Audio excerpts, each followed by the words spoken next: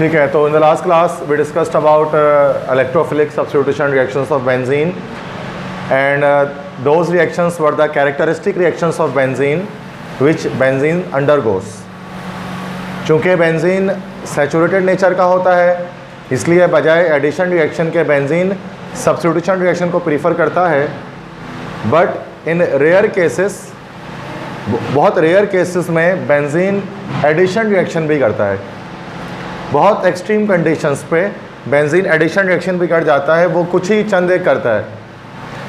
तो extreme conditions पर benzene undergo करता है एडिशन रिएक्शन, जिसमें बेंजीन के पाई बॉन्ड की ब्रेकेज हो जाती है, बेंजीन का पाई बॉन्ड टूट जाता है और बेंजीन का पाई बॉन्ड रिटेन नहीं रहता, बाकी नहीं रहता। और यहाँ पर benzene as an unsaturated compound जो है वो बिहेव करता है। तो दो रिएक्शंस ऐसे हम डिस्कस करेंगे जिसमें बेंजीन का पाई बॉन्ड टूट जाता है। ठीक है, तो एडिशन रिएक्शंस उन्हीं रिएक्शंस को कहते हैं जिसमें किसी कंपाउंड के पाई बॉन्ड की ब्रेकेज होती है, पाई बॉन्ड क्लेवेज होती है, पाई बॉन्ड टूटता है जिसमें। तो फर्स्ट हम डिस्कस करेंगे हाइड्रोजनेशन, बेंजीन की हाइड्रोजनेशन। अब हाइड्रोजनेशन से मुराद आप जानते हैं that is actually the addition of what, hydrogen. Hydrogenation का मतलब होता है किसी मॉलिक्यूल में हाइड्रोजन का ऐड कर देना, दैट इज कॉल्ड हाइड्रोजनेशन। तो let's say if here we have this benzene,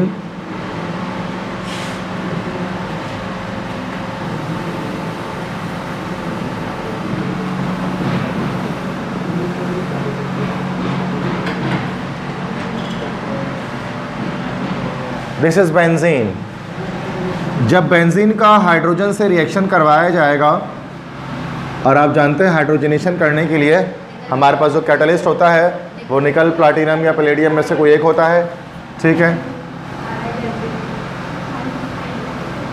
अच्छा निकल या प्लाटिनम या पैलेडियम यहाँ यूज़ क्यों करते हैं, इस बात को हमने चैप्टर 2 में जो है वो डिस्कस किया था कि मेटेलिक हाइड्राइड्स के टॉपिक के अंदर, कि निकल जब मौजूद होता है, निकल प्लाटिनम या पैलेडियम, तो उसमें मॉलिक्यूलर हाइड्रोजन उसके इंटरस्टिशियल स्पेसेस के अंदर, उनके वॉइड्स के अंदर एड्जॉर्ब हो जाता है, और जब हीट किया जाता है तो हीट करने पर वो मॉलिक्यूलर हाइड्रोजन एटॉमिक स्टेट में बाहर निकलता है, जो कि हाईली रिएक्टिव होता है। इस वजह से निकल, प्लाटिनम या पैलेडियम को किसी ट्रांजिशन मेटल को इस्तेमाल किया जाता है। तो चैप्टर 2 में हमने उसका रीज़न भी डिस्कस किया था, मेटेलिक हाइड्राइड्स के अंदर, या जिसको हम इंटरस्टिशियल हाइड्राइड्स या नॉन स्टोचोमेट्रिक हाइड्राइड्स भी जिसको हम कहते हैं। तो क्या होगा, यहाँ पर पाई बॉन्ड की ब्रेकेज होगी। तो ये 3 पाई बॉन्ड है, तीनों पाई बॉन्ड टूट जाएंगे, तो हर कार्बन में एक बॉन्ड बनाने की फिजिबिलिटी बन जाएगी। तो यहाँ टोटल हमारे पास 6 हाइड्रोजन मौजूद होंगे, और हर हाइड्रोजन जो है वो एक कार्बन के साथ आकर अटैचमेंट कर लेगा, ज्वाइन हो जाएगा, बॉन्ड बना लेगा, इसके साथ भी, इसके साथ भी, हर एक के साथ। बताइए 6 हाइड्रोजन हर एक जो है वो कार्बन के साथ अटैचमेंट कर लेंगे। इन दैट केस क्या होगा, carbon carbon carbon carbon carbon carbon, और हर जगह पर 2 हाइड्रोजन हो जाएंगे। एक तो पहले से थे,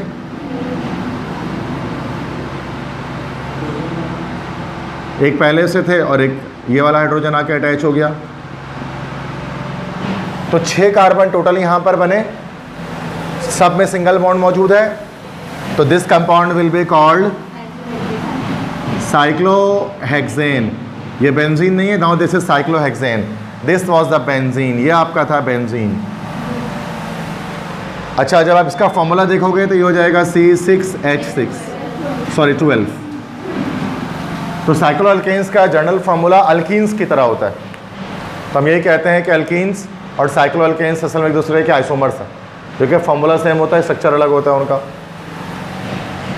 अच्छा, इसी चीज़ को अगर ये थोड़ा ऑकवर्ड लगता है आपको इस तरह से बनाना, so you can have a different way. आप क्या करें भाई, कि आप नॉर्मली डायरेक्ट बेंजीन लें, ठीक है, without any carbon and hydrogen shown, and react it with 3 hydrogen molecule in the presence of nickel catalyst at high temperature, और सारे मतलब चाहे जितने भी पाई बॉन्ड्स होंगे वो ब्रेक हो जाएंगे, और जहाँ जहाँ पर कार्बन है वहाँ पर एक एक हाइड्रोजन और ऐड हो जाएगा। तो सारे कार्बन हाइड्रोजन को अगर हम इसे छुपा लें, अगर सारे कार्बन हाइड्रोजन को इसे छुपा लिया जाए, तो यहाँ पर हमारे पास बस ये स्ट्रक्चर बच जाता है। ठीक है, तो यहाँ पर जो है वो, यहाँ पर भी यही दिख रहा है कि बेंजीन जो है वो कन्वर्ट हो गया साइक्लोहेक्सेन के अंदर। बात समझ में आ रही है? तो ज़्यादातर ये लिखा हुआ होता है, या पेपर में, बोर्ड एग्जाम्स में हम ये बनाते हैं, ये थोड़ा ऑकवर्ड लगता है। समझने की हद तक तो ठीक है कि ज़्यादा क्लियर समझ में आ रहा है इसमें क्या हो रहा है, लेकिन बनाया वो जाता है, ठीक है। तो ये मतलब नहीं बेहतर लगता कि आप इसको बनाएं। बुक में भी इस तरह से नहीं बना होता, उसी तरह से बना होता, ठीक है। अच्छा, बी नेक्स्ट हम देखते हैं, एक तो हमने कर दिया। नेक्स्ट अब हम इसमें करते हैं हैलोजिनेशन। अब आप बोलेंगे सर कि हैलोजिनेशन ये क्या सीन है? तो ये वर्ड सुनकर जो बच्चे पढ़ने वाले होंगे ना, उनको परेशानी हो जाएगी ये सुनकर, चूँकि हैलोजिनेशन तो कर चुके हैं परसों, पिछले 2 क्लास पहले, जहाँ पर हमने साइक्लोहेक्सेन बनाया। दोबारा हैलोजिनेशन कैसे? पिछली बार जो हमने हैलोजिनेशन की थी दैट वाज बाय सब्स्टिट्यूशन, और आज हम जो हैलोजिनेशन करने जा रहे हैं आज की क्लास में, वो एडिशन के थ्रू करने जा रहे हैं। तो बहुत फ़र्क है दोनों में, ठीक है दोनों हैलोजिनेशन, ठीक है। अच्छा, इसलिए अब फ़र्क क्या है? देखो, अगर आपको नॉर्मली डायरेक्टली बेंजीन दे दिया जाए, अगर आपको डायरेक्टली बेंजीन दे दिया जाए और बेंजीन के साथ कोई हैलोजन जैसे Cl2 दे दिया जाए, now you can not do this reaction. अब आप ये रिएक्शन नहीं कर सकते, क्योंकि अभी आपको पता ही नहीं इसमें करना क्या है। इसमें सब्स्टिट्यूशन भी हो सकती है, इसमें जो है वो एडिशन रिएक्शन भी हो सकती है। तो इट डिपेंड्स कि एरो के ऊपर क्या लिखा है, जिससे आपको कंफर्म हो जाएगा। अगर एरो के ऊपर AlCl3 लिखा होगा तो सब्स्टिट्यूशन हो जाएगा, बिलेवस एसिड आ जाएगा उस सूरत में, ठीक है। और अगर एरो के ऊपर लिखा हुआ है H न्यू लिखा हुआ है, या फिर आप कह लें कि सनलाइट लिखा हुआ है, तो इन दैट केस क्या होगा? आपको पता है कि सनलाइट के प्रेजेंस में जो है वो एडिशन रिएक्शन यहाँ पर हो जाएगी, ठीक है। अच्छा, क्या बनेगा अभी थोड़ी देर बाद बनाता हूँ, पहले स्ट्रक्चर यहाँ पर ओपन कर दूँ ताकि आपको एक ही बार में सही से समझ में आ जाए, मुझसे पूछना ना पड़े आपको बाद में, ठीक है। तो यहाँ पर तो सारे जो है वो ये C6H बेंजीन हो गया, बेंजीन के साथ Cl2 का रिएक्शन, तो 3Cl2 टोटल आ जाएंगे। दिस इज़ अ सनलाइट, सारे पाई बॉन्ड टूट गए, हर जगह एक बॉन्ड बन सकता है। तो सेम वही चीज़ है कि क्लोरीन, 6 क्लोरीन है टोटल, हर क्लोरीन आकर के कार्बन के साथ बॉन्ड बना लेगा, ठीक है। हर कार्बन के साथ एक जो है वो क्लोरीन आकर मॉलिक्यूल जुड़ जाएगा। इन दैट केस आपके पास टोटल इस तरह से 6 कार्बन हो गए, और hydrogen chlorine hydrogen chlorine hydrogen, ऐसे होगा ना भाई, पहले से हाइड्रोजन है, अभी क्लोरीन भी आ गया। नाउ दिस इज, देखो साइक्लोहेक्सेन तो ये है, उसके साथ 6 क्लोरीन भी लगा है, 6 क्लोरीन भी है। तो पहले हम क्लोरो बता देंगे, this is hexachlorocyclohexane. तो this compound is hexachlorocyclohexane, ठीक है। 6 क्लोरीन है और टोटल 6 कार्बन वाला अल्केन है, जो कि साइक्लिक स्ट्रक्चर में मौजूद है। इसी को अगर हम डायरेक्टली अगर हम बनाएंगे तो बस आपको साइक्लोहेक्सेन बनाना होगा, फिर हर एक पोजीशन पर हाइड्रोजन का भी शो नहीं करते उसके अलावा, तो यहाँ पर Cl शो कर देंगे। तो this is hexachlorocyclohexane, and this hexachlorocyclohexane is commonly used as insecticide. Normally सारी दुनिया में इंसेक्टिसाइड के तौर पर इस्तेमाल किया जाता है। आप कभी भी घर पे कोई भी स्प्रे आपके पास मच्छर मारने वाला मौजूद है, चाहे वो मोर्टीन हो, चाहे वो फिनियस हो, चाहे वो किंग टॉक्स हो, कोई भी हो, उसमें आप इंग्रेडिएंट्स में देखेंगे ना, सबसे टॉप पर लिखा होगा हेक्सा क्लोरो साइक्लोहेक्सेन 40% या 30%। तो वो यही वो कंपाउंड है जिसकी वजह से मच्छर वगैरह जो है वो मरते हैं स्प्रे से। स्प्रे की जो स्मेल आती है ना अजीब सी, वो इस कंपाउंड की वजह से आती है। ये एरोमेटिक होता है, तेज़ी से फैल जाता है स्मेल। यहीं पे एक कोने में स्प्रे करो, एरोमेटिक कंपाउंड होने की वजह से दूर तक उसकी स्मेल फैलती है। बात समझ में आ गई? Third reaction we are going to discuss are the oxidation reactions of benzene. कि बेंजीन ऑक्सीडेशन रिएक्शंस कैसे देता है। ऑक्सीडेशन से मुराद आप जानते हैं addition of oxygen in a molecule. जब किसी मॉलिक्यूल में ऑक्सीजन ऐड हो जाए then it is called oxidation. Chapter 7 में ही हमने इथीन की ऑक्सीडेशन पढ़ी है, इथाइन की ऑक्सीडेशन पढ़ी है। अब हम बेंजीन की ऑक्सीडेशन को पढ़ते हैं। अच्छा याद रखिए, फर्स्ट पॉइंट जो मैंने लिखी है, benzene doesn't react with KMnO4 due to its saturated nature. इससे पहले तक हमने इथीन और इथाइन की जो ऑक्सीडेशन थी वो KMnO4 के साथ कराया था, पोटेशियम पर मैंगनेट के साथ कराया था। बट बेंजीन नहीं रिएक्शन करता, बिकॉज आप जानते हैं बेंजीन पोटेशियम पर मैंगनेट को डिकलराइज नहीं कर सकता, बिकॉज वो सैचुरेटेड नेचर का होता है। तो बजाय KMnO4 के हम दो अलग अलग तरीक़ों से बेंजीन को ऑक्सीडाइज करते हैं। पहला तो हम O2 लेकर, मतलब ऑक्सीजन गैस को लेकर या मॉलिक्यूलर ऑक्सीजन को लेकर, और सेकंड रिएक्शन विद O3 को लेकर। O3 मतलब ओजोन, ये एलोट्रोप होता है ऑक्सीजन का एक, हमारे एटमॉस्फेयर में भी, एटमॉस्फेयर से ऊपर हज़ारों फुट की ऊंचाई पर मौजूद है ओजोन लेयर। तो ओजोन से भी करना है और ऑक्सीजन से भी रिएक्शन करवाना है बेंजीन का, तो उससे डिफरेंट कंपाउंड्स की फॉर्मेशन होती है। अब जैसे कि जो बेंजीन के ऑक्सीडेशन रिएक्शंस होते हैं ज़्यादातर वो कॉम्प्लिकेटेड मैकेनिज्म पर होते हैं। तो हम यहाँ पर प्रोडक्ट को देखते हैं कि प्रोडक्ट क्या बनेगा, और जितने भी ऑक्सीडेशन रिएक्शंस होते हैं वो सारे के सारे इंपॉर्टेंट होते हैं पेपर पॉइंट ऑफ व्यू से। तो पहले हम ऑक्सीजन से रिएक्शन कराते हैं बेंजीन का। Here is a benzene and when it reacts with oxygen gas, पहले O2 से कराते हैं, और यहाँ पर कैटलिस्ट जो हमारे पास यूज़ होता है V2O5, that is vanadium pentoxide. ठीक है, ये कैटलिस्ट हम यहाँ पर यूज़ करेंगे एट हाई टेम्परेचर। अब क्या होगा, बेंजीन इस ऑक्सीजन से रिएक्शन करेगा, और ऑक्सीजन रिएक्शन करने के बाद एक कंपाउंड बनेगा। वो थोड़ा मुश्किल स्ट्रक्चर है उसका, हम उस कंपाउंड को बोलते हैं मलिक साहब। तो आए मलिक साहब से मिलते हैं। तो मलिक साहब ये हैं, उनको देखें, समझें कि केमिस्ट्री में मलिक साहब कौन होते हैं।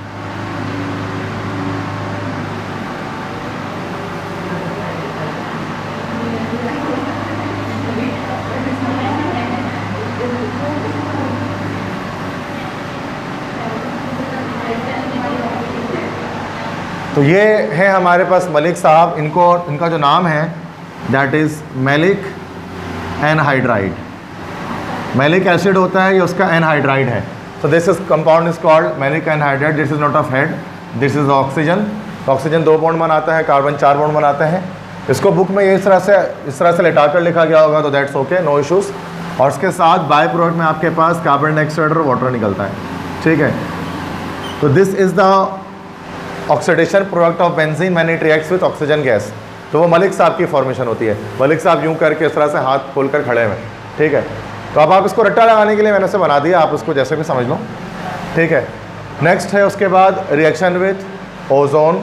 कि ओजोन के साथ जब हम रिएक्शन करेंगे तो सूरत में किस चीज़ की फॉर्मेशन होगी। तो this is benzene and when benzene reacts with ozone, तो जब ये ओजोन से रिएक्शन करेगा तो यहाँ पर हमारे पास एक अनस्टेबल कंपाउंड की फॉर्मेशन होती है, उसका नाम होता है ओजोनाइड। ओजोनाइड की फॉर्मेशन होती है। ओजोनाइड क्या है भाई? ओजोनाइड एक अनस्टेबल कंपाउंड है। It is an unstable compound जिसका स्ट्रक्चर कुछ इस तरह से होता है। स्ट्रक्चर बनाना नहीं, आपको बुक में भी नहीं बना हुआ है, just I am telling you.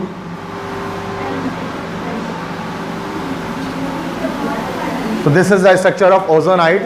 तो ओजोनाइड जो होता है वो अनस्टेबल कंपाउंड है। इस ओजोनाइड का जब हम रिएक्शन जिंक के साथ कराते हैं तो यहाँ पर मॉलिक्यूलर रीअरेंजमेंट होती है और ओजोनाइड कन्वर्ट हो जाता है कंपाउंड में, that is CHO bond CHO। इसको इस तरह से भी लिख सकते हैं जैसे ऑक्सैलिक एसिड में लिखते थे ना, CHO बॉन्ड CHO।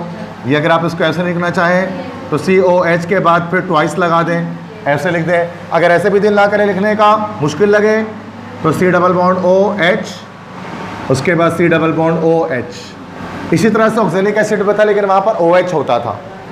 ये दो कार्बन वाला दोनों तरफ ऑक्सैलिक, उसमें क्या होता है दोनों तरफ जो है वो कार्बोक्सिलिक एसिड होते थे। इसमें दो कार्बन और दोनों तरफ एल्डिहाइडिक ग्रुप मौजूद हैं। इधर पर देखो एल्डिहाइडिक ग्रुप, इधर पर देखो एल्डिहाइड ग्रुप। तो एल्डिहाइड होता है इथान अल्कानल के नाम से लिखाता है। तो ये दोनों तरफ से इथानल है, ठीक है। ये जो है वो डाई इथानल होना चाहिए लेकिन डाई इथानल नहीं होता, ठीक है। तो उसका नाम बन जाएगा इथन डाइअल। और 1 और 2 पर लगा हुआ तो 1,2 इथन डाइअल, जैसे होता 1,2 इथन डाइओइक एसिड जो ऑक्सैलिक एसिड कर रहे थे। इथाइन के ऑक्सीडेशन से बनता था हॉट वाटर के प्रेजेंस में, ठीक है। इसी 1,2 इथन डाइअल को कॉमनली हम कहते हैं that is called ग्लाइऑक्सल।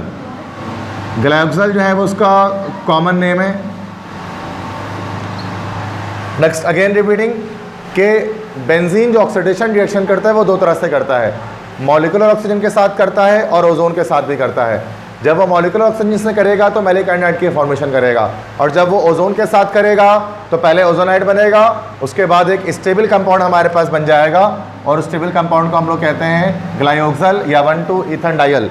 Now if you want to balance the equation, तो यहाँ पर 6 कार्बन है टोटल, और यहाँ पर एक और एक 2 कार्बन है, 3 लगा दिया, 6 कार्बन यहाँ पर हो गए, 6 कार्बन यहाँ पर हो गए, ठीक है। ऑक्सीजन 3 है, अच्छा ऑक्सीजन यहाँ पर कितने हैं, दैट इज़ 2 और 3 to 6, तो यहाँ पर 2 लगाना पड़ेगा, इक्वेशन ऑलरेडी बैलेंस्ड हो जाएगा, ठीक है। बात समझ में आ गई सबको क्या बन रहा है, that's it. Number 4 side chain reactions. पहली बात ये समझनी है कि साइड चेन किसे कहते हैं, ठीक है बच्चे। देखो अगर हमारे पास ये एक रिंग मौजूद है, this is called benzene ring, benzene के साथ अगर ऊपर R लगा दो, now this is called alkyl benzene. ये हमने बनाया है फ्रिडल क्राफ्ट अल्काइलेशन में कल, अल्काइल बेंजीन। इसी अल्काइल बेंजीन को एक और नाम हम कहते हैं एरीन, इसी को एरीन भी कहा जाता है, एरीन्स कह दें कि अल्काइल बेंजीन्स कह दें। एरीन या अल्काइल बेंजीन कहना ये इसकी जनरल टर्मिनोलॉजी है, चूँकि बहुत सारे अल्काइल बेंजीन हो सकते हैं, डिपेंड्स के R क्या लग रहा है, ठीक है। अब इस R पे कोई भी कार्बन चेन हो सकती है, अगर यहाँ पर मिथाइल बेंजीन भी हो सकता है, इथाइल बेंजीन भी हो सकता है, प्रोपाइल बेंजीन भी हो सकता है, ब्यूटाइल बेंजीन भी हो सकता है, सो ऑन चलता रहेगा ये।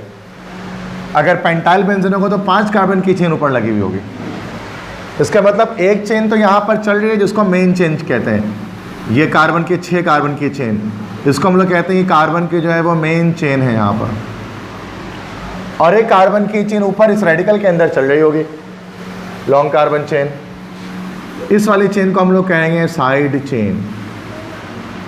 समझ में आ गया साइड चेन किससे कहते हैं। तो कभी कभार जब बेंजीन रिएक्शन करता है तो बेंजीन के रिंग के अंदर कोई रिएक्शन नहीं होता, साइड चेन के साथ रिएक्शन हो जाता है, इसी को हम लोग कहते हैं साइड चेन रिएक्शंस, जिसमें से एक आपकी बुक में मेंशन्ड है, that is oxidation of side chain reaction, और एक जो है वो एप्टीट्यूड टेस्ट प्रिपरेशन में आपसे आस्क किया जाता है हैलोजेनेशन।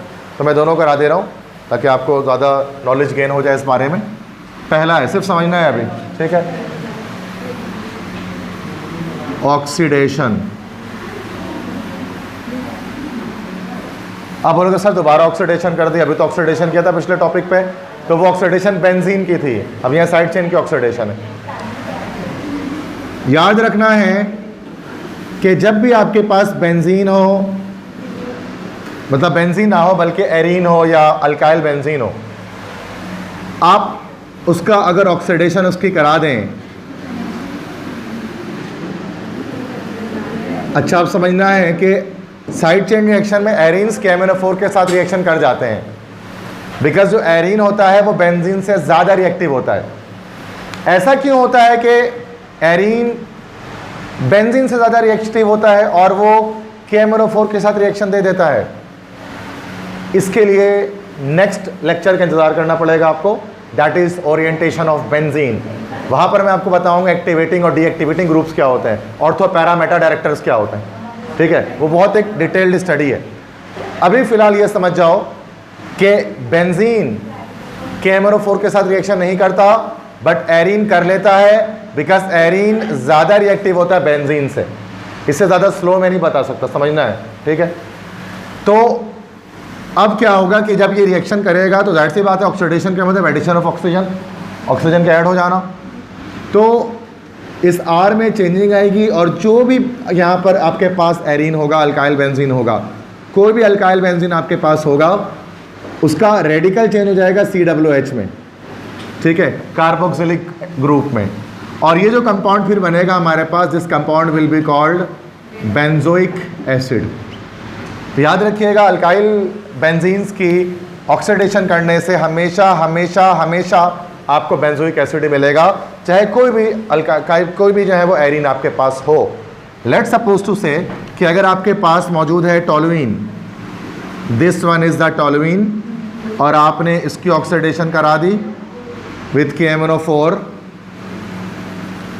Now this will be converted into benzoic acid. मतलब इससे कोई फर्क नहीं पड़ता, वो COOH में ब्रेक हो जाएगा. ठीक है.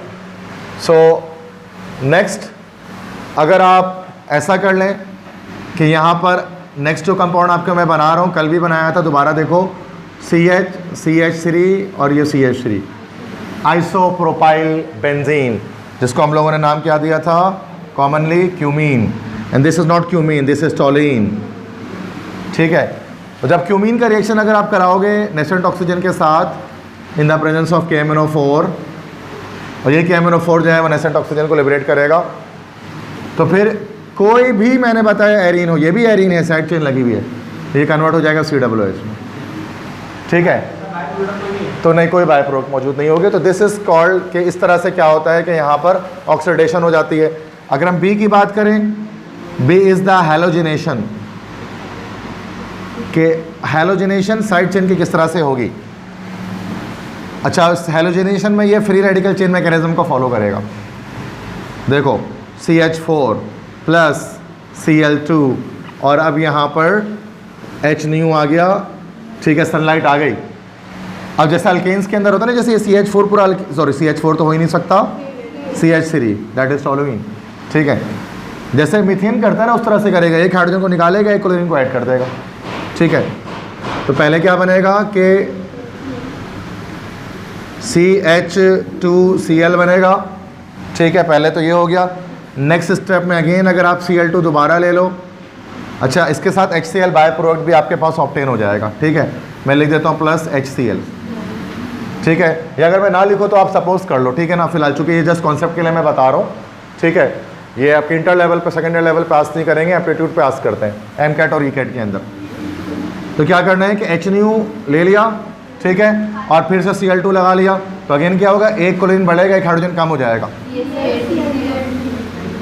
तो ये बन जाएगा CH Cl2, फिर अगेन दोबारा H न्यू Cl2, फिर एक हाइड्रोजन निकलेगा, क्लोरीन बढ़ेगा, क्या बन जाएगा